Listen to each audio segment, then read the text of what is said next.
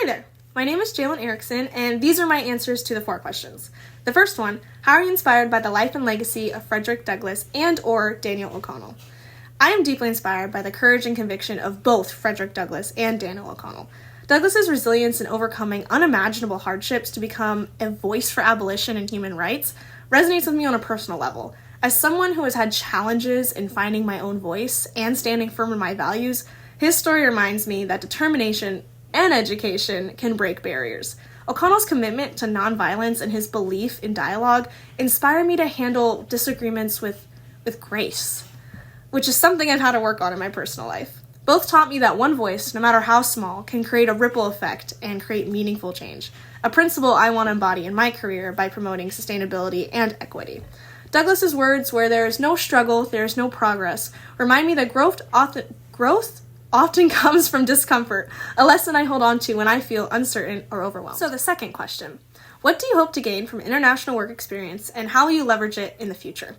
An international work experience in Dublin offers me the chance to step completely out of my comfort zone and allow me to completely immerse myself in new ideas, cultures, and perspectives. While I'm excited about gaining global insights on sustainability and working with a diverse team, I'm nervous about navigating an unfamiliar environment pretty far from home.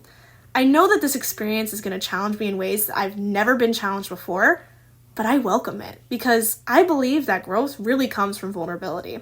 Working in a city like Dublin, which challenges green initiatives, will inspire me to approach environmental challenges at home with fresh ideas. I plan to leverage this experience by not only approaching it with innovative solutions, but also inspiring others to take a broader, more empathetic view when viewing global challenges. It's humbling to think how much I still have left to learn, but that's exactly what excites me.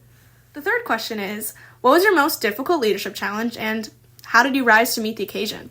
My most difficult leadership challenge was definitely during my ACL recovery surgery, where I had to balance and manage physical therapy, where I was learning how to walk again, demanding and challenging academics, and my role in organizing campus-wide events and executing that with a team. I'll admit that there were times I felt completely overwhelmed and questioned whether I was able to manage it all. Delegating tasks felt like admitting weakness, and asking for help just wasn't something that came naturally to me. But I faced reality that I simply could not do it by myself. I learned that leadership isn't about being perfect, it's about building trust and leaning on your team.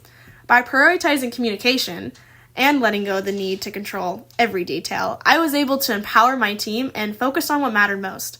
This experience taught me resilience and the importance of leading with authenticity. These are lessons that I carry with me in everything I do.